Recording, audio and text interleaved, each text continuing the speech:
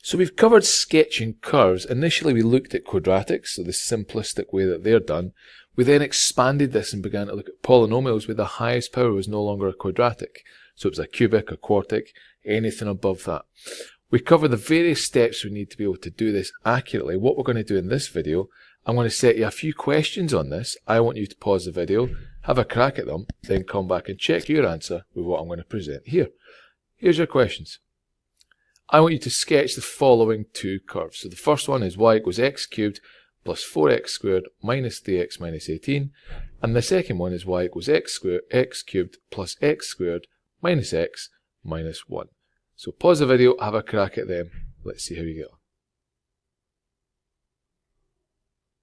on. So when we're sketching a curve, we have to remember the key bits of information. Now there's three big bits of information we always need when sketching a curve or a polynomial. The first is the y-intercept, second is the x-intercepts or roots, and the third is the turning points and their nature. Now the first one we look at is we'll look at the y-intercept first. And in order to do that, we substitute in x equal to 0. Substituting that in this one gives me 0 plus 0 minus 0, take away 18. So my y-intercept is at y equals negative 18.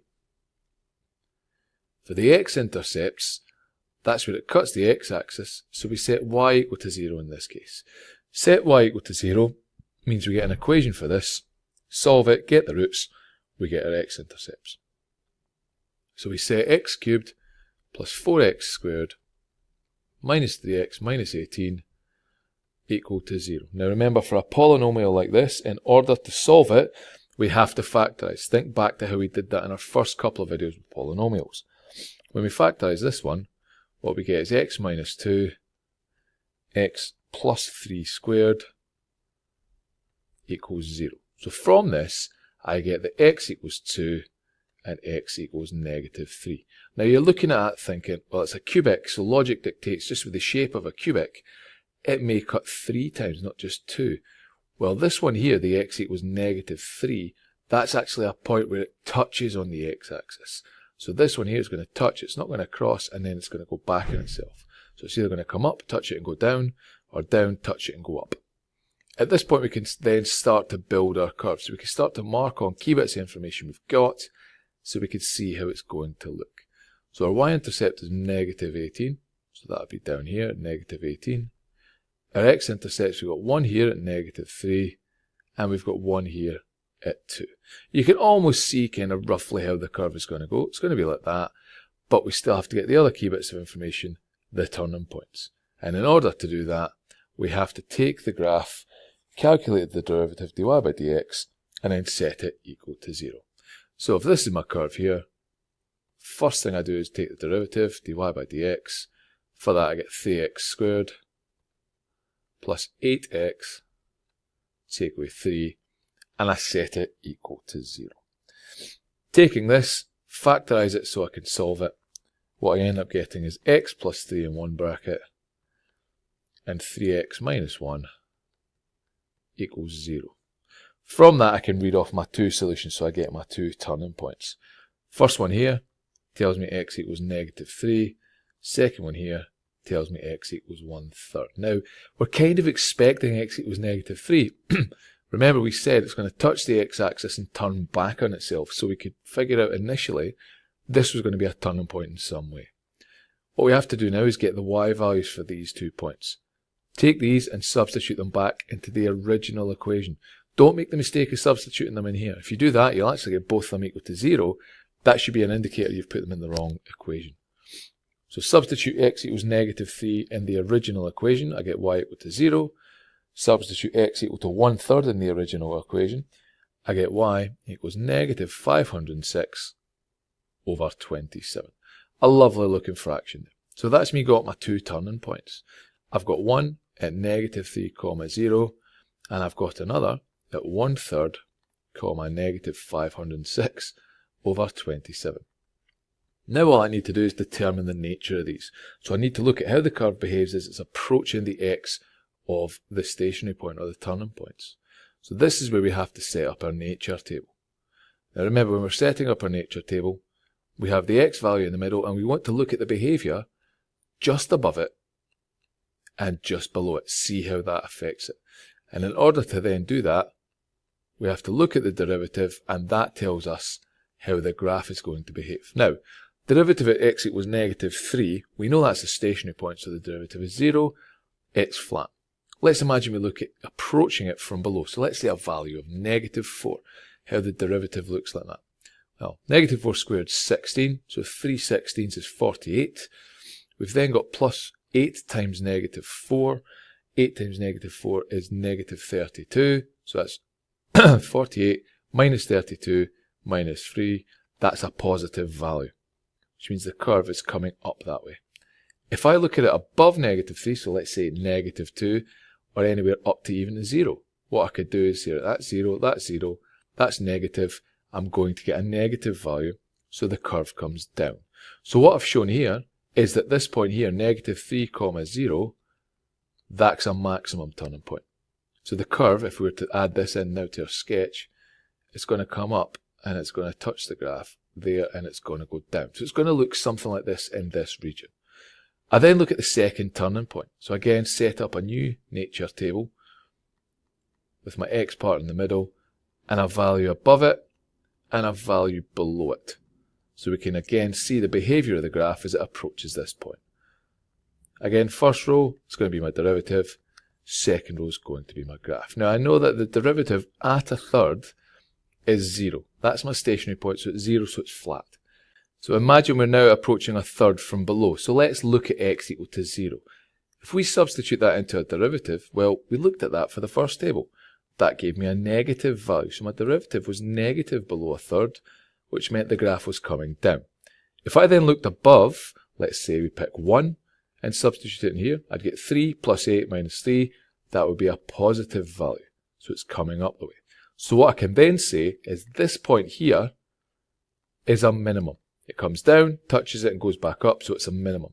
So if I was to mark on my stationary point and say it was roughly there, so there's my 1/3, comma negative 506 over 27 stationary point. I know that the curve would come through, cut the y-axis there, turn and go back up. Now I've got all the information I need. I've got turning points, I've got my y-intercept, I've got my roots and my x-intercept. It's filling in the gaps. So I know the curve's going to shoot off in that direction there. This bit here comes from well below down there. Mark on your y-axis and your x-axis, and then your final step, tell me what it's called. Y equals x cubed plus 4x squared minus 3x minus 18. We've sketched the curve relatively accurately. We've marked on the key points.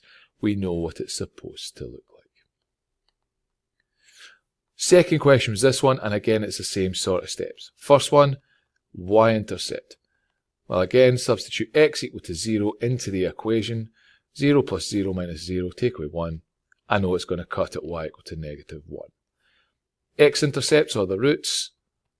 I substitute y equal to 0 in this case, and I solve it again. So I've got x cubed plus x squared minus x minus 1 equal to 0. Again, in order to solve this one, I factorise it. I get x minus 1, x plus 1 squared equal to 0. So I know I'm going to get two roots at x equal to 1 and negative 1. So that's where the roots of my equation are going to be in my polynomial.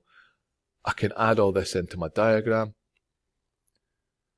So I know I'm going to have 1 here, negative 1. I'm going to have something here at 1, and it's going to cut at y equal to negative 1 there.